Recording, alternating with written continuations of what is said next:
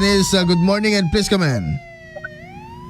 Yes, good morning to Idol Lawrence. Sa bali mo rin, mga forest fire, iti napasamag, iti Ilocos Norte, particular, iti nagpetnan, iti Ilitinodera, ken iti Solsona, Ilocos Norte. Nabasan iti report, manipod iti PNP Novera, da iti napasamag nga forest fire, iti boundary, iti barangay sa Dolinyo Novera, iti Mountain Altot.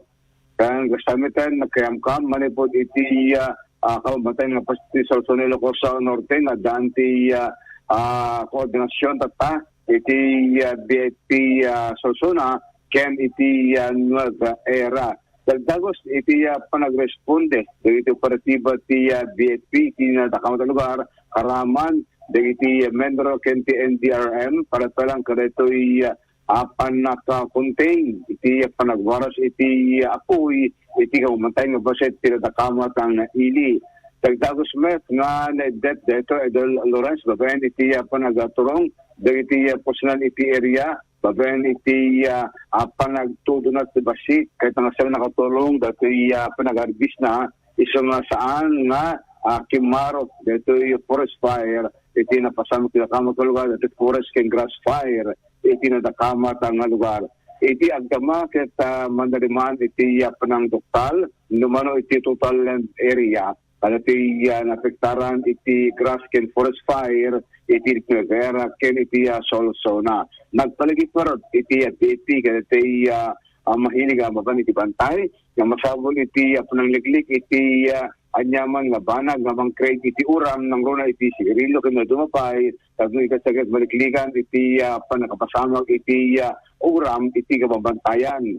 Malagik mo iti papalabas mo taw-tawayan iti Sarno, iti forest fire iti Ilocos Norte, gabo iti responsable nga tuturong iti kababantayan nga paset iti probinsya ti Ilocos Norte.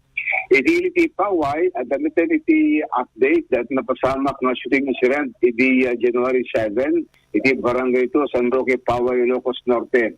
Iti report, iti PNP naman, nga iti pamilya, dati nagbaling at biktima kat sa interesado pa'y, nga agipila iti criminal ken civil case, ay iti maatak ng suspect, nang papatay iti anak na Idol Lawrence.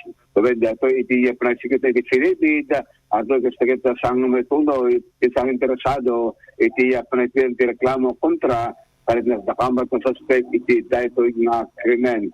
Iti update iti nadakamat nga pamaltok, iti bilang iti PNP, nga solbang di kaso, pangipalang kalito at ang paglawagan nga saan ito yung interesado, dati nadakamat nga pamilya, ang isometen iti nagkunaan, iti babayan iti Provincial Secretary's Office, ng mga suspected awan, iti meriton, dati iti probable na reklamo kontra kiwana iti sangwanan, iti Piskalya, iti probinsya, iti Ilocos Norte. Iti na Idol Lawrence, iti pasamak na tayo iti PNP ng tinamuan de la Soliti, 24 oras. Idol Dennis Alipio, Tatak, RMN. IFM News.